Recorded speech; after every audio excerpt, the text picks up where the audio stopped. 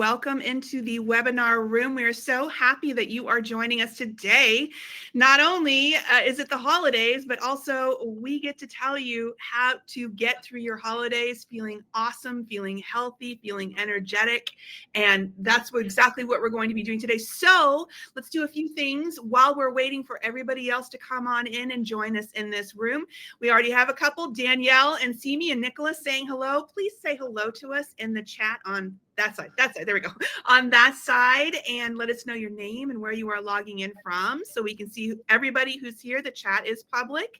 Hi, Cassandra, Pierre, Nicole, and Victoria Hunt, our moderator in the room, is saying hello as well. Marisol, Amanda, it's so great to have you here. Michael and Lynn. Ooh, Costa Rica. And it's beautiful down there.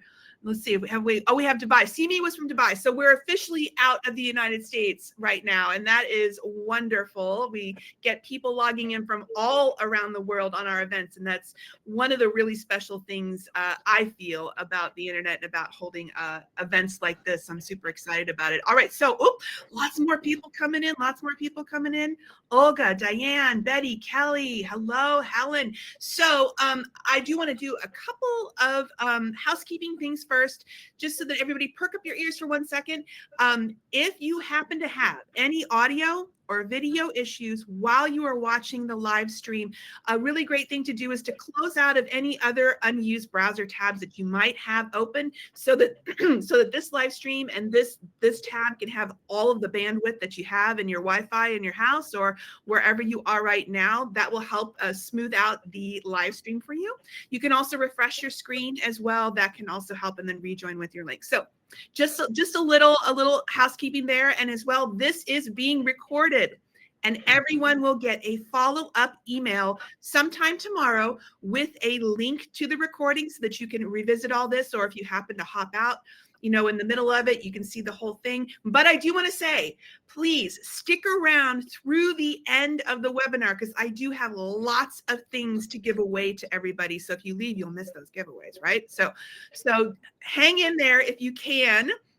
And we're going to get this started because it's 1:03. Robert's here. Jean is here. Sonia, Sergio, Deborah. Oh, Deborah's in London. Awesome. That's so great. Hi, Betty. It's good to see you. All right. So let's definitely get started here. I want to welcome you to the Ultimate Holiday Survival Guide. This is our second annual version of this. We did the last one last year, and it was very popular and super useful. And so I wanted to make it an annual event. And our players are a little bit different than they were last year. Hilary, you were on the one last year, right? Yeah, I was. Yes. You and Nell, and we had one other person as well. But I wanted to definitely have you. And I also wanted to welcome a special guest too. So I'm going to flip the screen right here. So, of course, we have Hilary Keiser, a precision nutrition scientist for supplements here at Viome. And there is me. I am Lisa Shomo. I'm head of community here at Viome. And I also we're welcoming our special guest, who's in the middle of us, Dr. Geoff Lecovin. And Geoff, he is definitely our expert of the day. Can you give a little background on yourself and what you do? Sure. Okay. Well, I'm a chiropractor, naturopathic physician, and acupuncturist. Been practicing for about 30 years, and my practice is heavily into lifestyle modification, sports injuries, nutrition for performance, wellness, weight loss, weight gain, and I do breath work as well. So that's the other thing that I've been recently doing for the last couple of years, and we'll definitely get into talking about that today with some practical examples. But I'm in Kirkland, Washington, so close to Hilary, close to you. Yeah, exactly. So if you're in the Seattle area, actually, I can pop up his link right now. I'm going to do that right now while we're talking about you. I'm going to pop this up in the chat. If you want to reach out and get to know more about Dr. Geoff, you can do that right there at his website, and he is local in the greater Seattle area. If you happen to live here, I do know that we do regularly have people log in from the Seattle area, so you can definitely find out more about Dr. Geoff. And I'm so happy that you're here today for this presentation. And so we are going to go ahead and we're going to launch that. And so the first thing up is just a little quick disclaimer meaning that our presentation is for education and information purposes. We don't have any diagnostic purposes here. And of course, all of this advice does not replace the care of your physician. Just keep that in mind and moving forward, and we can move on here. All right, so the holidays themselves present very specific health challenges. You're here, that's good. And the holidays are a time to be merry and celebrate. They present their own brand of health challenges. And if you run into these challenges, it can make a serious dent in your celebration mode, right? So the first thing I wanted to do is take the temperature in the room, in the webinar room, and with a poll. And I'm going to pop up this poll. It'll be in the chat. And so, what's your biggest source of stress during the winter holiday months, right? There's this expectations of meeting with people, having to get together with people, having to host your families, or maybe you tend to eat too much, or you don't eat healthy, or maybe all those great routines that you've had just kind of go out the door with all these new and special things that you're doing, or maybe it's budget. I mean, holidays can be expensive. Gifts are expensive. Hosting big dinners is expensive, right? And so while you guys are looking at that, I also wanted to pop up that there was a survey that was done this year in October of over 1,000 Americans. And 80% of them said that holiday expectations and events cause increased stress for them. So there's a lot of that going on. And then a third of them said that their physical and mental health worsened during the holidays. 28% get less sleep. 80% eat more sweets over the holidays, so more sugar. And then 48% of them said that money was the biggest stressor. So I just found that was a survey that we had last year, and they updated it this year, which was really, really helpful. And so I just thought I would pop those up there so that everybody knows that we're all in the same boat here, right? And it looks like the most of you overeating and eating unhealthy foods is your top stressor. Well, we are definitely here to help with that. Close behind is your health routines and expectations for holiday pressures. And not too many of you have budget and holiday expenses concerns. And that's good to hear. That's really, really good to hear that everybody seems to be in a decent place that way. So that's the temperature in the room. Obviously, you guys are here. You're going to get some help from us. And the first thing that I'm going to do is hand things off to Hilary, because we're going to talk a little bit about stress and self-care. So please. Yeah, thanks, Lisa. Thanks for having me back again. This is probably my favorite webinar of the year because it's the most wonderful time of the year, right? But why do we feel so stressed out? I want to just kind of set the stage with what's going on in our bodies, why stress kind of seems to snowball these bad choices with food, lack of sleep, and more. So, of course, we're doing a lot more things at this time of year, right? We have our holiday parties, we have kids' recitals, the kids are home from school on vacation. We have year-end business to finish up. So we are all definitely feeling busy and ultimately stressed out. And even though it is kind of a joyful, happy time of the year for most, when you are constantly busy, your body is experiencing stress because it perceives these constant demands and the lack of downtime as a threat.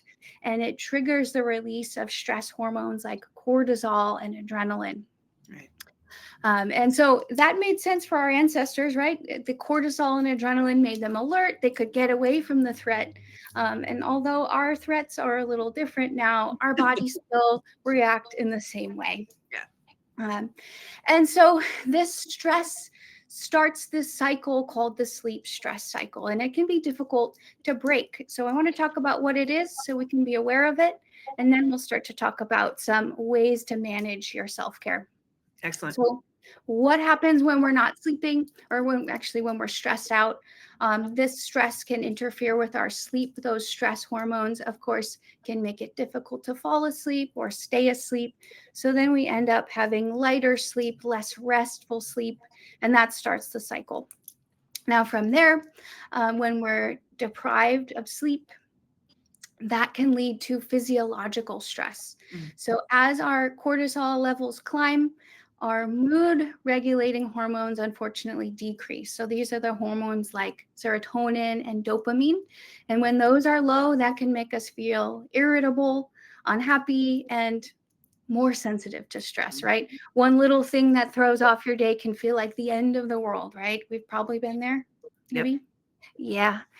And then unfortunately, this lack of sleep and this stress can take physical consequences. So inflammation is triggered and our immune system is affected. Our immune response gets dampened. And this has even been studied in clinical trials.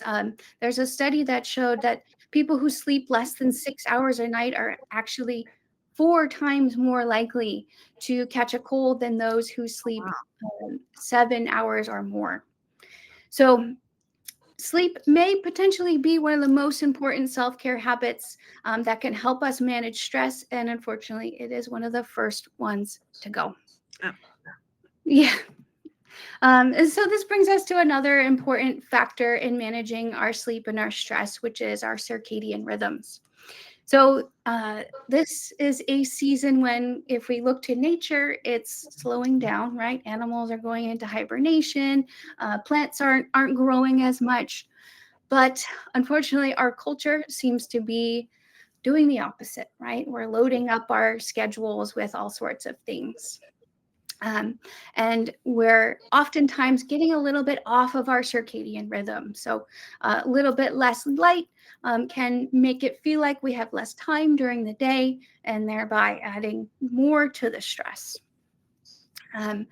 There are other factors that come into play with our cycles besides just the light. There is timing of our meals. Our gut actually has its own clock and it responds to when we eat. So if we're having a busy day, maybe we're having a late dinner, this can disrupt these clocks and can lead to digestive issues.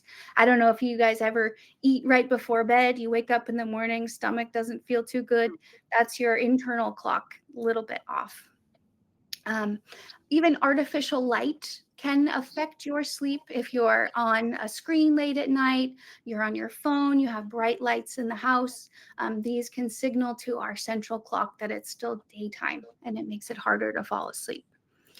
So all this to say that we really should be focusing on our self-care, especially during the winter time. We should be slowing down a little bit and just taking care of ourselves.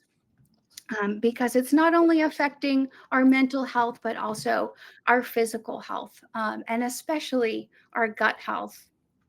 So, of course, if you've been testing with Viome, you know that we see the microbiome as the foundation of our health. And when our microbiome is off, we can feel the rest of our body is off. Mm-hmm. So when we're feeling stressed out, our gut health is affected, our intestinal permeability increases. That's a condition called leaky gut. So we have this gut lining, it's single cell lining, and it kind of has these tight junctions. If you imagine my hands are cells. And when we're stressed out, that junction kind of opens up like an open door, and it allows things that really shouldn't pass through to get into your bloodstream. And that can also affect our immune system. It triggers kind of an over-immune response to these foreign invaders that are in your bloodstream. Now, our balance of microbes can be thrown off by stress and can trigger a condition called dysbiosis. That's just a disbalance in the gut microbiome. And then lastly, stress can slow down the motility of food through our digestive tract. Now, when our motility is slowed, we can start to feel kind of bloated, maybe some constipation or general discomfort. And here it is, more snowballing of the holiday stress, right? You're not feeling good, and then more stress. To add insult to injury, I know it just keeps getting worse and worse, but we have solutions, I promise. Chronic stress can actually accelerate your cellular aging. So if you're testing with Viome, if you've done the full body intelligence test, you probably know what your biological age looks like.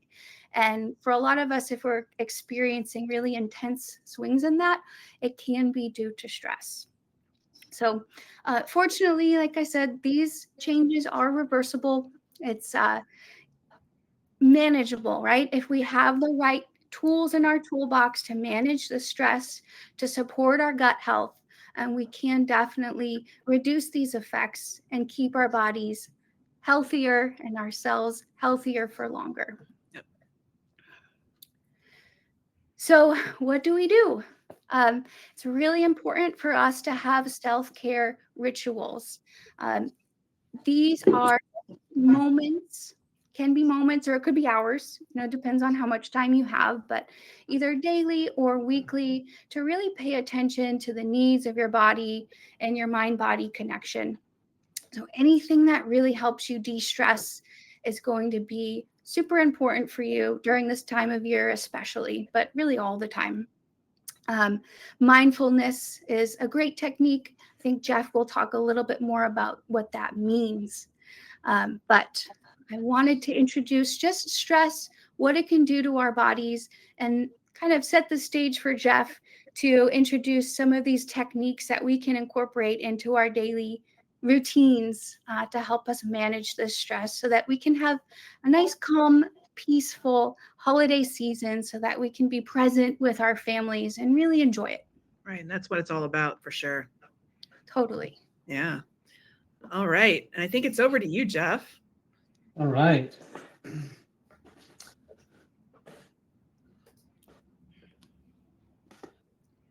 So I'm big into acronyms. Acronyms are probably what got me through my education learning, just kind of how to memorize things. So I'm going to give you this acronym. I didn't make it up, but and the acronym is SPEED.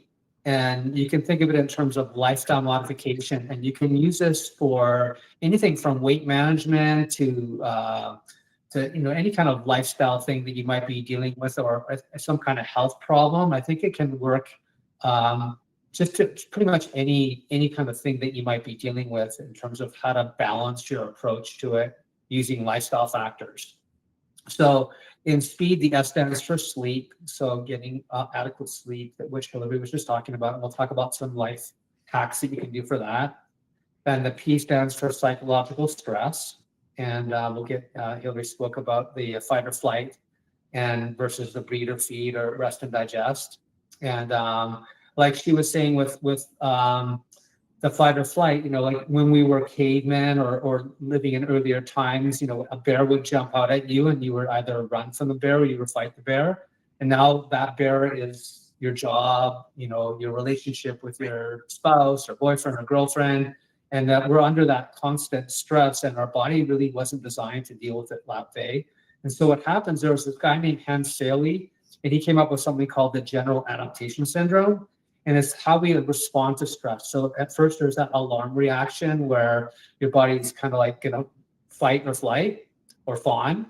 Then there's the reaction where you're fighting and or you're running.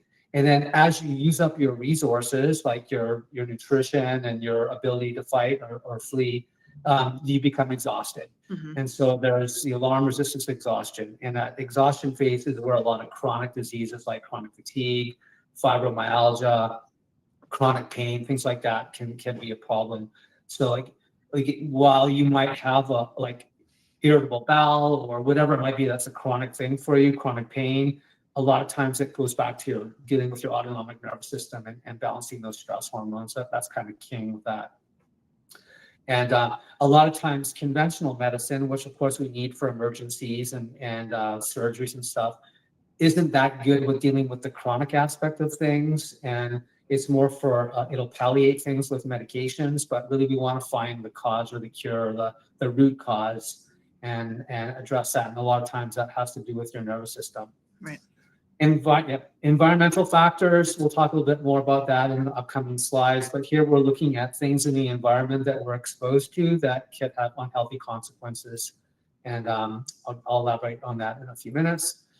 Exercise, and then diet. So each of these different letters we're going to break down over the next few slides. And then if I'm going too fast, if you have any questions, feel free to put them in the chat and we can address them either now or at the end of the presentation. All right, for sleep hygiene, so as Hilary was saying, it can have adverse consequences on a number of different systems in our body, specifically your hormones that regulate your appetite, like ghrelin is one that for eating. Then there's the cortisol, of course, and then so if you're not getting adequate sleep, and adequate sleep by the American Sleep Foundation is 7 to 9 hours. So if you're not getting adequate sleep, that's when you're going to start having these problems with your immune system and your gut. So some of the tips that I recommend is keep a routine, have a regular time when you're going to bed. The bedroom should not be a place for watching TV or for electronics or getting on your phone. In our house, we basically take our phones and we put them in a corner. We don't have exposure to blue light. We're trying not to be on tablets and things like that can be disruptive and increase, your stress hormones. I mean, you get on Facebook and other social media things, and that's immediately, it's a dopamine hit for one. And then it's also a stress. And like when you're trying to wind down and you get increased cortisol or increased sympathetic, fight or flight, is not going to be good for your sleep. So get a good regular bedtime routine. That could be taking an Epsom salt bath. It could be walking the day over with your kids or I like to listen to music. I like to do some breath work, whatever routine you like to do. I think it's important to get that and keep that regular. Just like you try to have regular meals, you want to have a regular bedtime routine. The environment should be dark, it should be cool, it should be quiet, and comfortable. Avoiding caffeine late in the day is really important too. I try to drink my coffee in the morning, before noon, and then in the afternoon just have tea. And at nighttime, definitely not have any caffeinated things. And don't forget some of the treats that we have around this time of year, like chocolate, contain caffeine. Yeah, so that can be an issue. Alcohol, of course, I'm kind of the no alcohol camp, but I do recognize that that people like to have a drink this time of year. But I would encourage you to listen to the Huberman podcast on alcohol. That's definitely something that turned me around. So that's another thing to consider as well. And if you are going to have alcohol, probably something that's probably the cleanest one is like a clear tequila. But things that have like grain alcohols and even wine, some of these things have more chemicals and things like that are also adverse things that can affect your sleep and your health in general. I'm also like a big proponent of staying away from processed foods and sugars as much as you can. And again, these things are, ubiquitous at this time of year. If you are into baking your own goods, I like Ilana's Pantry. She's got a book on using nut flour to make treats, and her sugar sweeteners are less refined, so more like honey and things that are a little bit healthier for you, and have less adverse effects. Getting some outside light for sure is important during the day, especially this time of year when we have limited light. But again, that's important for your melatonin and your circadian rhythms. And it's hard where we live right now in the vitamin D deficiency capital of the world, I call it, Seattle and Vancouver. And so definitely getting more vitamin D as much as you can, if you can get some from some light exposure. And of course, supplementing with vitamin D is probably something that might be recommended this time of year. Unfortunately, lab companies these days, they don't generally pay for vitamin D lab testing, which is the optimal way to determine like how much vitamin D you need. They kind of caught on to everybody now testing for vitamin D. But I think it's an important marker, especially if you have some kind of chronic pain or chronic illness that you want to investigate. Consider a sleep study. Now, if you have somebody that sleeps next to you, they could be a good person to say, hey, you're snoring, or I see that you're not breathing.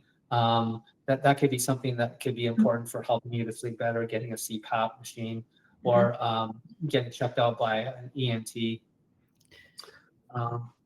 Hey, Geoff, we had a couple of people jump in and ask about which pantry for baking, and then Ilana's Pantry, ELANA, and she's got some free stuff online, and she's got a book that's good. Also, I like Practical Paleo is another book. I can't remember the author of that one, but it's got a lot of like good recipes for healthy types of snacks and treats that you can make without the refined sweeteners and with healthier types of flours. Nice. I just popped that up there. Okay. Okay. Now we're getting on to a little bit more psychological stress here. So I think we kind of beat that one to the ground in terms of like how it affects your nervous system. So some of the ways to lower stress is, so we've got increased vagal tone, right? The vagus nerve is the wandering nerve throughout the body, and that's a big nerve that helps with getting into more of a parasympathetic state. Interestingly enough, when I was going through some of my training, this doctor who taught me a technique, dry needling, he was talking about these muscles here, the upper trapezius muscles, and this is a muscle that's tight in a lot of people and probably could be like an alarm indicator that you're under stress. In fact, any symptom that you have, like that's your kind of like your based on your disposition, if you will, like if you have stomach problems, skin problems, muscle or pain problems, anytime those things are like excited or exacerbated, that's probably an indication that your body's telling you something.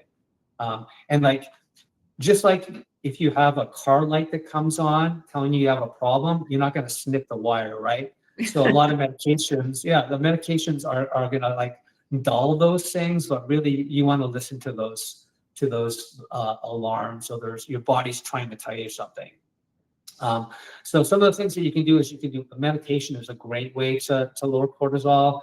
And meditation can come in a lot of different ways. And there's a book by a guy named Jeffrey Tarrant, Tarrant. He's in Portland, Oregon, and he did some research and does a lot with meditation and biofeedback, and there's different forms of meditation. And for me personally, like just to lie there and just to empty my mind isn't going to work because my mind's got a lot of stuff going on in it. But if I do some breathing and I'm able to focus on the breath or listen to music that kind of takes me out there to a different place, or combine music with breath work, it can be a really powerful tool and just as effective as other kinds of meditation to lower your stress. Actually, meditation could be a medication. The 4-7-8 breath work, we'll try that in a second, is a cool way to shift your body from sympathetic to parasympathetic. And I've had patients whose blood pressures have been elevated who do this on a regular basis and find that it can lower their blood pressure pretty quickly. And it can also be a good tool to shift you if you're like nervous or uptight or upset, just into a more balanced, calm state. And the reason why we do 4-7-8, and actually there's a cool video by Andrew Weil, who's an integrative medical doctor in Arizona, who really was on the forefront of integrative medicine for conventional medicine. And the reason why we do 4-7-8 is because it shifts your nervous system from sympathetic to parasympathetic. So right. 4 has to do with the inhalation, 7 has to do with the breath holding, and 8 has to do with the exhalation. We'll talk about the mechanics and how you do this in a second. Exercise is the other thing that can be helpful for stress. And of course, exercise is, in my opinion, people, are always asking for like, what's the fountain of youth? Is there a magic pill? Exercise is the magic pill for sure. It is like the one thing that I try to tell all my patients to do because it can have such a huge effect. And we're going to talk about that more in upcoming slides, but a huge effect on your metabolism, your health, your mood. It's like a panacea, if you will. You have listed there dopamine and serotonin. Those are just a few of the neurochemicals that are enhanced by exercise. And then other things that can be helpful with stress are botanical medicines. And so herbs like ashwagandha, which is an Indian herb, has been shown to be helpful. There's another one called rhodiola. You may have heard of ginseng. These are all things that are called adaptogens. An adaptogen is an herb or a supplement that will bring you down if you're too high or bring you up if you're too low. it has that effect on your nervous system. So ashwagandha is a great one. I really like that one. I tend to use ashwagandha or recommend that more for people who are maybe more in that exhausted phase or need some recovery help versus rhodiola, which is an herb that I would use for somebody who's trying to like work out and perform. It's more of a performance herb. Geoff, I might add in there, Yeah. in the full body intelligence test, your Viome test, we do have a score on cortisol metabolism and GABA production, these neurotransmitters, and we do have personalized supplements that can give you some of those adaptogens if you're needing them. But of course, those are pretty simple to layer into your routine if you need them acutely. Yeah, and I think like that's a good point because a lot of these supplements work synergistically together along with minerals. So if you have something like Viome could create a product that's unique to where you are, like for example, if you are like in the gutter, like fatigued and burned out, or if your adrenals are working overtime, and that can be picked up by a lab test, like through Viome, then the supplement will be less treating your symptoms and more treating your constitution, if you will. So that's a great point.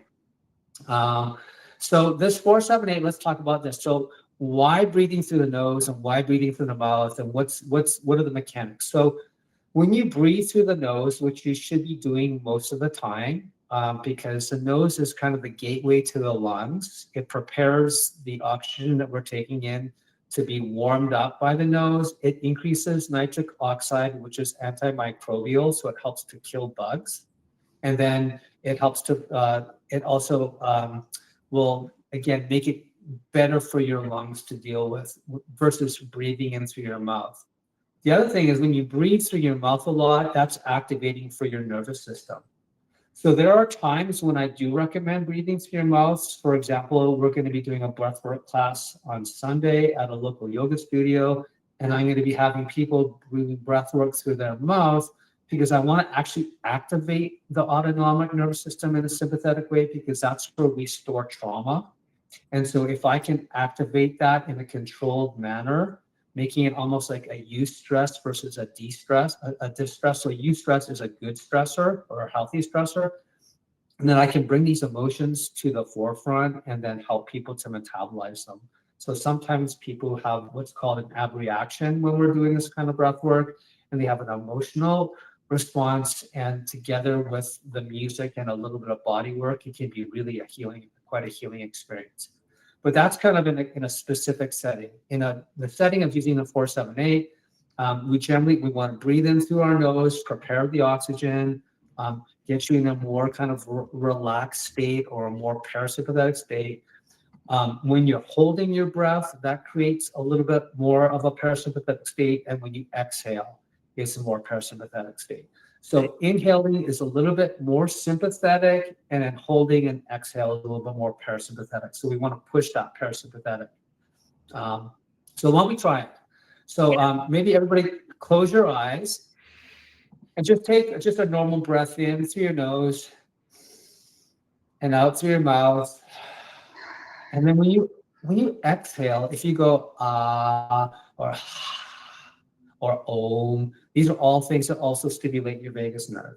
So let's have you breathe in for 4 seconds. So I'll go in, 2, 3, 4, hold 2, 3, 4, 5, 6, 7, and out 2, 3, 4, 5, 6, 7, 8.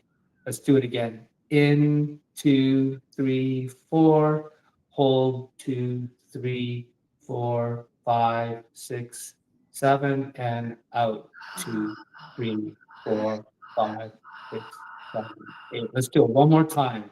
In 2, 3, 4, hold 2, 3, 4, 5, 6, 7, and out through the mouth 2, 3, 4, 5, 6, 7, 8. Good. Open your eyes.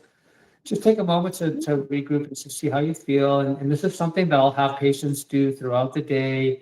Don't forget, it's like a muscle, right? You're working a muscle. So if you're trying to like take yourself from being in that kind of state of stress, which a lot of us are, you can use this throughout the day, not while you're driving, maybe at a stoplight, but to just kind of reset your nervous system. It's not that we don't need to have our sympathetic nervous system. That's what's going to get you out of trouble and help you to respond to something. It's just that we just don't want to be there all the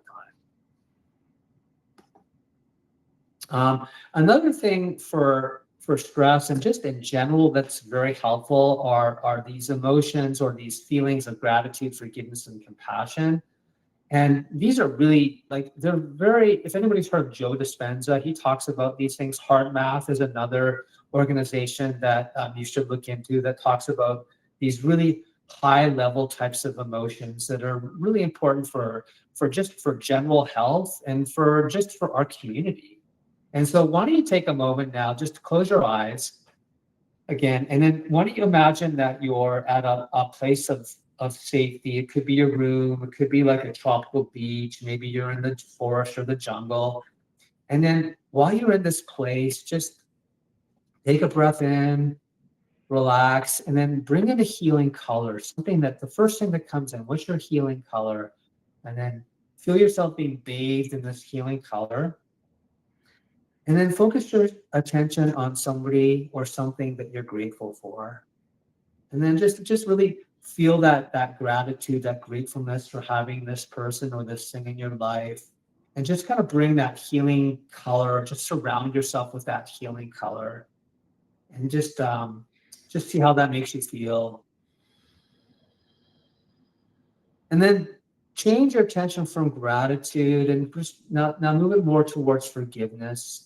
Maybe there's somebody in your life that you need to forgive for something that you felt happened that made you feel uncomfortable or had an adverse effect. And this could be even forgiving yourself. And just take a moment just to wrap yourself in that healing color, whatever that is for you, and just think about forgiveness and forgiving that person or yourself.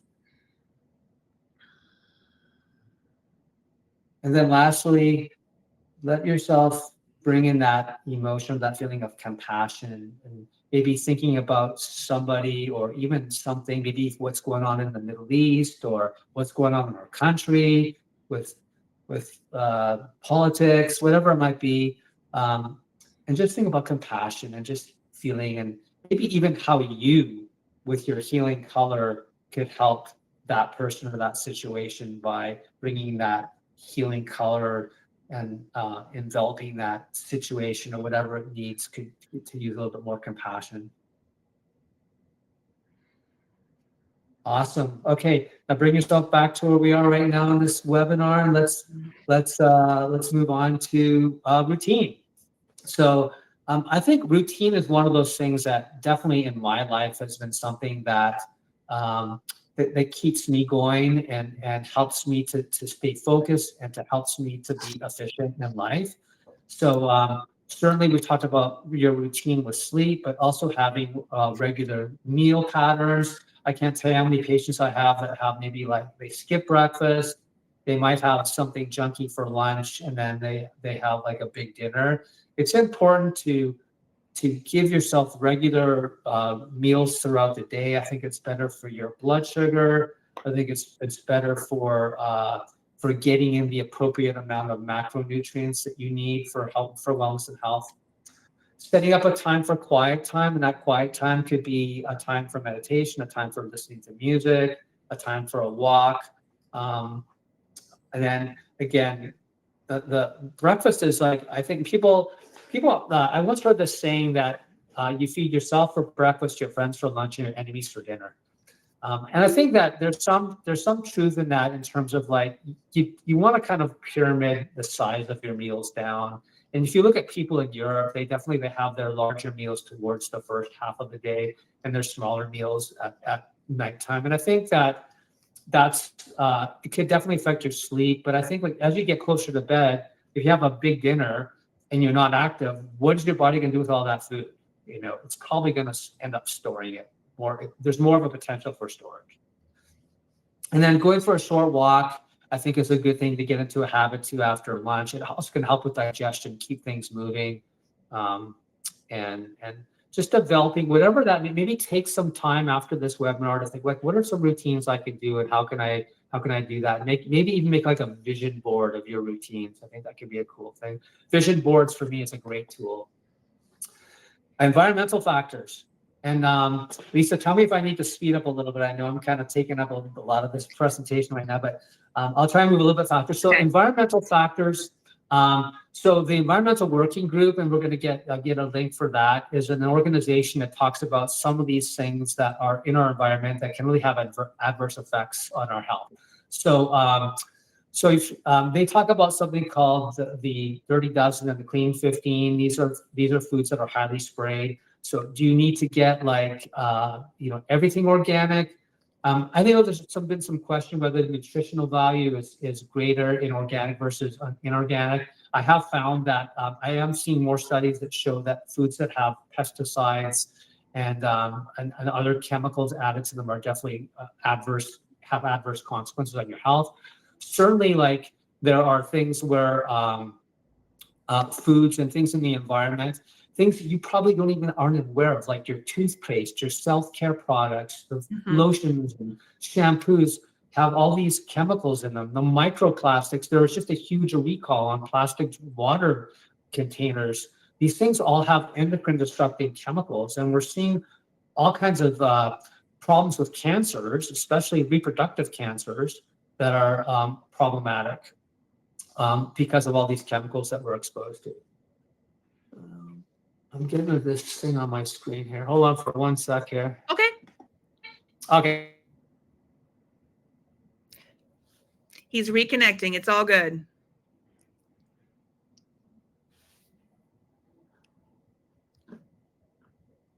Oh, good thing we're so relaxed now. I know. Okay, no I'm like, problem. it's all good. It's all good. Oh my gosh. So I did pop up the Environmental Working Group link up there if anybody wants to take a look at that. They also have the Dirty Dozen and the Clean 15 lists, meaning the foods that are most harmful for you right now with pesticides and chemicals and things like that, and the things that are good. And also, I think they probably have a seafood list in there as well. Is that true? Do you think, Hilary? Maybe have a seafood list? I can't quite remember, but Environmental Working Group is a great way to do that. So let's see. Let's do one thing. Well, there he is. Yay! Sorry about that. No, it's okay. It's okay. You're back on. Woo! Okay. Okay. So can I take off? Go where I was at? Yes. Yes. Okay. Okay. So so plastics are a big thing. Fragrances, there's a documentary called Stink, I think. That's a really good way of this father was finding all these chemicals in his kids' products and wanted to know what was in them and whether they've been tested for safety, and they haven't. And there's a lot of these things that we're exposed to in America that are banned in other countries. So that's important to look at. An interesting thing with gas and electric. So my wife had been suffering from some really bad eczema, and she gone to so many specialists, and it wasn't until we figured out that our gas stove was causing formaldehyde to be liberated in our house. And so even if she was upstairs in the bedroom, if I was downstairs cooking, it would cause her skin to react. Wow. And so like anytime she was around that, so we had to end up replacing our gas stove, and we had somebody come into our house to figure that out. So there are people that can come in. So if you do have a chronic problem that's been unexplained, having somebody come into your home to do kind of chemical assessment could be really helpful. That is great. Last thing on this thing is EMFs. And again, I was listening to Huberman the other day, and he talked about the effect of keeping your cell phone in your pocket, and how that can affect your testosterone level for men. Certainly, if you're keeping like things with EMFs close to reproductive organs, and I see women in the gym all the time with their cell phones right above their breast tissue, and I think it's something that can be really risky. And again, we're seeing all kinds of cancers that we haven't seen before, and I think a lot of this because of what's going on with these environmental factors. All right, Moving on to exercise. So exercise, again, like I said, is probably one of those key things in terms of like, it's a fountain of youth. And I like this principle, the FIT principle, frequency. So fit, keeping fit, staying fit, frequency, intensity, time type, and enjoyment. So frequency, that would be, how often are you doing it? You want to try and exercise, almost every day, doing something at least 30 minutes, probably closer to 60 if you can. Intensity has to do with how intense are you exercising, getting your heart rate up, how long are you doing it for, again, in a time period, we talked about that, and what's the type of exercise. So if you look down at this OPT model, the OPT model was developed by the National Academy of Sports Medicine. And they talk about a model where we're looking at, it's kind of an integrated model that looks at flexibility, so using foam rolling and stretching, developing your core strength, and then balance, reactive training, which has to do with like plyometrics or being able to like take a step and balance right after you're doing that. But plyometrics also jumping or quick ballistic types of motions. Cardio obviously is something that you want to use for your heart, and then resistance training. Exercise, there's something called the SAID principle. SAID stands for specific adaptation to imposed demands, meaning you get what you train for. So if you're looking for a specific adaptation, you need to gear your exercise towards that. So if you want to develop more lean body mass, more muscle, you need to go to the gym. You do need to have a certain amount of reps and sets and frequency. On the other hand, if you want to become a marathon runner or develop more mitochondria, then you need to pay more attention to do endurance types of exercise. So ways during the holiday season, if you're not a gym rat, then getting outside and going ice skating, there's a lot of pop-up ice skating rinks. Walking is something that you can always do. If you live in a place where it's cold and rainy and snowy this time of year, you just got to put on the clothes and do it, because it's really important to get outside and move, right? Dancing at home, dancing while you're cooking, that's one way that can be really helpful. Shoveling snow. And then there's little mini workouts you could do. So I've written down here called the Cindy. If anybody's a CrossFitter out there, the Cindy is it's a as many reps as possible routine where you do 5 pull-ups, 10 push-ups, and 15 air squats. So these are all body work, and you could choose whatever it is that you want to do. But that's a good way just to increase your heart rate up and to develop a little bit of combination of aerobic capacity and some muscle. Yeah. Social, again, community is so important and something that a lot of people don't really think about. But staying social, doing these things together with other people, whether it's your family or friends, hiking, group classes, dance parties, things like that can be really important or helpful. So again, exercise is really good we talked about dopamine and serotonin earlier, but I like to say it gives you a dose of health. And dose is another acronym. Dopamine, oxytocin, which is the love hormone, serotonin, and endorphins. So you get a dose of healthy neurochemicals when you exercise. Like those. Yeah. Okay. And then I think we're getting close to the end of my part here. So Helms, Eric Helms is actually he's a big exercise guy in the exercise nutrition field, and he came up with this pyramid. I think it's a better pyramid than a lot of the pyramids that are out there for nutrition. And I'll just briefly go through this. So basically, anything at the bottom of the pyramid that occupies more space is more important, and anything at the top of the pyramid is not that it's not important, but it's less important.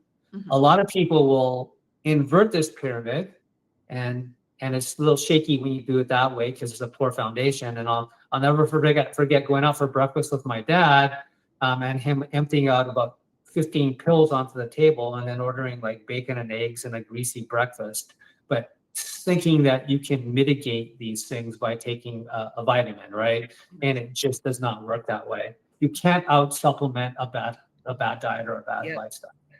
So when it comes to calories or energy balance, I want you to imagine a teeter-totter, and on one side of the teeter-totter is the in, and on the other side is the out.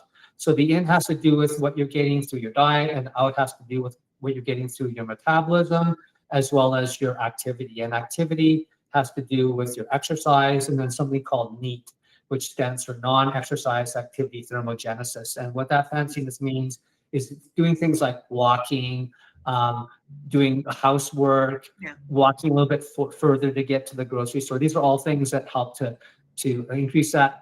And people think, well, I'm going to go to the gym in the morning and then they're inactive for the rest of the day. That's not good. You want to have a lot more NEAT. NEAT is one of the biggest contributors to weight management. Macronutrients has to do with your proteins, your carbs, and your fats. I think you're going to talk about that with a healthy plate. Micronutrients are your vitamins, minerals, and phytonutrients. So as long as you're getting adequate calories from a very balanced, seasonal, preferably organic type of diet, you're going to get your micronutrients. Unless you're like a strict vegan or a strict like carnivore, then there's other things we need to discuss there. But you want to eat color, eat a rainbow. That can be helpful. Timing has to do with eating like small frequent meals or eating your carbohydrates around exercise for fuel. And then again, there's supplements, and we've talked a little bit about Viome and how you can tailor your supplements specifically to the individual. And I'm going to hand it over back to you. Excellent. Thank you for that, Geoff. Wow, that's amazing. I'm going to pop this up here now so that everybody can download this now. We have other giveaways to give at when Hilary and I are done with our last wrap-up portion, which is on food, cooking, and nutrition. So take a look at Geoff's Speed for Wellness handout, which is really, really great. And then we have yet more things to give you later on. But we're focusing on the yummy stuff, food, cooking, and nutrition. And the first part is balance. And this is yours. Yes, Hilary? This is mine. Yes. Yeah. So, of course, when you test with Viome, you are going to get your personalized food recommendations. And, of course, we should be sticking to those as much as possible. But the holidays are filled with temptations. And it might not always be the right place to be measuring out your foods and things like that. So how do we manage this when we're at our holiday gatherings, when we're going about our busy days? So my main point here is just to maintain balance. Yeah. You might not be perfect, and that's okay. So find ways to balance it out. Like Geoff was saying, if you're overeating a little bit at your holiday party, make sure you're doing a little bit of more movement, especially community movement with the people that you're spending time with. Taking a mindful approach to eating can also help you enjoy the goodies without the stress. So there's a really great book on this. It's called Mindful Eating by Jan Chosen Bays. I love this book. If you want to dive more into this topic, I highly recommend it. But if you're not familiar with what it means to eat mindfully, it's really just slowing down. You're not rushing. You're thoroughly chewing all your food. I've heard that 30 is the magic number, so 30 chews per mouthful. And you're savoring each bite. You're tasting it. You're paying attention to how you feel when you eat it. And this is a really good tip because research actually shows that eating mindfully can improve your digestion and it can help you reduce overeating. There was a study they did where participants that ate slowly compared to those that didn't ate 10% less on average. So it can make a difference. Prioritizing your protein and fiber at your holiday parties can also help you. Overeating these are going to help you feel more full and help stabilize your blood sugar. You should stay hydrated. I think Lisa will talk a little bit more about that, so I'll skip over it. And plan ahead as much as you can, right? If you anticipate going to a social gathering or you're having a busy day, try to plan ahead with your foods. If you can meal prep, or if you're going to a party, try to bring a healthy option that you know you can eat. That can help you with your last minute decisions, so you're not making bad decisions in the moment. You could also try using a smaller plate. I like to do this one. I take like the appetizer plate and use that for my dinner plate. Research has also shown that this can help you prevent overeating. And then Geoff mentioned this earlier, just don't skip meals. Yeah. If you're skipping a Hangry. meal, yeah, exactly. You're going to get hangry. You're going to show up to the party hangry. Nobody wants that. And then you can make bad decisions later because you're so hungry, right? So it's harder to make those good choices. Absolutely. Yeah. All right. So holiday swaps. So you all have, most of you, I believe, have your superfood list, your avoid list, right? And so traditional holiday dishes can be very heavy. And they also have that rough combo of high fat and high sugar sometimes, like candied yams, marshmallows, eggnog, pecan pie. And don't forget the Starbucks peppermint mocha, right? So it's definitely a tradition of theirs. But one of the simple ways to really enjoy your holiday dishes is to feature your personalized superfoods in those dishes. This can just like set you up for success, right? And incidentally, there are many common foods in holiday dishes that have a high percentage of the Viome population that they have as superfoods or enjoy foods, like sweet potatoes, unsweetened cocoa, cranberries, turkey, Brussels sprouts, and green beans all have 70% and up of the Viome population share them as either superfoods or as enjoy foods combined, right? So you go with those, and it's a pretty sure bet that people are going to be able to enjoy those foods as well as you if those would be your superfoods. So, and speaking of avoids, I also have a great tool for you. It's my avoid list. Oh, here it is. So I have a download of avoid food swaps. Okay, so this is a pretty comprehensive list of, they're just suggestions, right? I think it's about 60 different foods. And so remember, they are just suggestions, so they may not all work for you. Just make sure to check your personal list to see where those substitutions fall. And I also have a few ideas to make your holiday table a little healthier. And then Hilary and Geoff, if you have suggestions, let me know. So you can put veggie appetizers with great dips like hummus, baba ganoush, whipped feta cheese, or a yogurt dip out instead of snacks that are higher in carbs and fat like pigs in blankets. Yum, but or spinach artichoke dip, which seems healthy, but it's very, very heavy. And with chips, and then fried mozzarella, and then of course, my personal favorite when I saw it the other day on a recipe site, a cheesy bacon jalapeno popper or pull-apart bread. Well, I mean, I think that I can just say it and I'm full and I want to take a nap. So, there are alternatives that you can have to all the heavy dishes. You can have the one or two treats, but it's great to have those alternatives.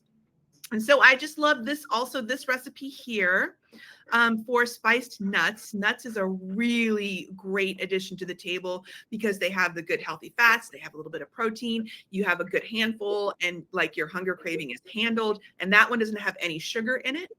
And then spiced popcorn, which is also a whole grain, if you didn't know that. If you spray it with a little olive oil, toss in some spices like cumin, paprika, garlic, and cayenne, it is amazing. Amazing. And popcorn can fill you up fast too. So as far as sugar goes, it's not really quite the holidays without cookies, and I do understand that. But there are ways to get around using refined white sugar in all of your recipes. Allulose, or whole monk fruit, honey, maple syrup. These are all great alternatives in your baking. And incidentally, the healthiest cookie is considered to be gingerbread, which is a holiday staple, right? Gingerbread contains ginger, allspice, cloves, cinnamon, as well as it has beneficial properties, all those spices do, as well as molasses, which is rich in antioxidants. So pair that with allulose as your sugar source, which you can bake with, and you've got a cookie that you can feel good about indulging in. So there you go. Those are my quick tips on food and swaps and things like that. And then Hilary, now we're going to talk about plants, right? Because it's always good to get more plants in. Always good to get more plants. Yeah. There's really nothing complicated here. Just seek out the veggies first. I mentioned it earlier. If you can load up on your protein and your fiber first, that's going to help you feel more full. So look for the veggies. Grab some more green beans and broccoli, Brussels sprouts, whatever veggies are on your enjoy, minimize, or superfood list. Of course, we want to stay away from the avoids. But yeah, grab those veggies. Research has shown that if you're eating 30 or more different types of plants per week, that you will likely have greater microbiome diversity. And that is a good feature of a microbiome. If there's diversity in the microbiome, that means there's different little guys there that can offer different benefits to you. So the more, the better. And then a good tip here is if you try dehydrated or freeze-dried veggie snacks instead of chips, cookies, or pretzels. These can help you get that sweet or salty fix that you might be craving for without all the extra calories, fat, or sugar. Yep, exactly. All right, I want to go through this really quickly. I have another giveaway for you guys, which is an extended version of this Build a Healthy Plate. And I don't know if everybody has seen this. So I have that other handout for you. So to understand healthy portions for yourself. So you're just not walking around with a plate full of stuffing, which would be my choice, if you ask me. I love that. Stuffing's my favorite. So this is using your eyes and your hand. A portion of protein is your palm. A portion of vegetables is a fist. A portion of carbs, is that center part of your palm, and a portion of fat is your thumb. It's a really great measurement tool. And what I have flipped up for you here, I'm going to have Geoff talk about this for just a second, is the cheat sheet for it. It's very long and it's intricate, and it talks about how to measure in all these different areas, and if you are active versus if you are less active, and what your goals are. So Geoff, do you want to add a little bit more information here? Yeah, I would just say so, you want to try and have about 20 to 40 grams of protein per serving, somewhere around there. And so for a man or a woman, that's going to be about a cupped hand. So, I would say you want to have like 2 portions, at least for a man, 2 portions, and maybe 1 to 2 for a woman, just depending on your goals. And then I like to go two fists and then 1 cupped hand for the carbs. So you basically imagine a plate of food, okay? Probably half of your plate is going to be more colorful vegetables. So you want to get as much color, eat a rainbow, right? And then the other half, 3/4 will be protein, and then a quarter will be like the starch. There you go. Yeah. And if you're exercising, the more you're exercising, the more carbohydrate starch you're going to need. Absolutely. So it's just depending on who you are right now in your life and what your goals are as to how this will work for you. And it works for pretty much any situation. So it's really useful. All right. So next we're talking about hydration. So hydration is just as important during the cold months as it is during the summer, right? Cold weather affects our body's ability to realize that we're thirsty. That was something new that I just found out the other day. And I told Hilary, and Hilary was like, oh my God, that's so fascinating, right? So you drink less water when the temperatures are lower, right? It makes sense. If you're hot, you're just drinking water. But if you're cold, you're like, I'm good. So it's actually something that can maybe even possibly be more important as you go through the day and you're like, I only had like 1 glass of water today. I haven't really needed it. Make sure you get in your water, right? If you can keep a stainless steel or a glass bottle around you, wherever you are, so you can sip during the day and fill it back up. That should help you. Dehydration can often be misinterpreted for hunger. She's got it. Hunger cravings and cravings for sweets, right? So when you keep your hydration levels up, it can not only help with those cravings, but it helps your body to function optimally, right? Digestion, keeping your energy level stable throughout the day. And so it's just an easy thing to do. And then, as you may have noticed, and Geoff mentioned this too, Viome does not have alcohol on our food list because we simply don't recommend it, right? It is detrimental to your microbiome. It can change the balance of your bacteria and contribute to dysbiosis. So opt not to indulge if possible. If possible, it is the holidays. Geoff said this too, right? But for the times where you'd like to have a drink, no judgment, of course, select well, right? A good bottle of wine, right? Or sparkling wine, a good light beer, or hard alcohol with a little club soda, tonic water, or a little squeeze of citrus. And that's a really good way to go instead of all the very heavy, sugary mixed drinks, right? And then have 1 drink, right? Or enjoy it. Yeah, exactly. Enjoy it. You deserve it, right? And if the options are available, try mocktails. I just had an amazing one the other day that contained a non-alcoholic pink gin. I mean, it's just weird to me, but it had it. It had also pear juice and apple cider. It was delicious, right? There are so many options these days for spirit-free cocktail creations. And so I recommend doing that. And if you're going to have your drink, absolutely have it and enjoy yourself. There you go. And so, Hilary, you're going to talk about managing cravings? Yes. So, yes, important to manage your cravings.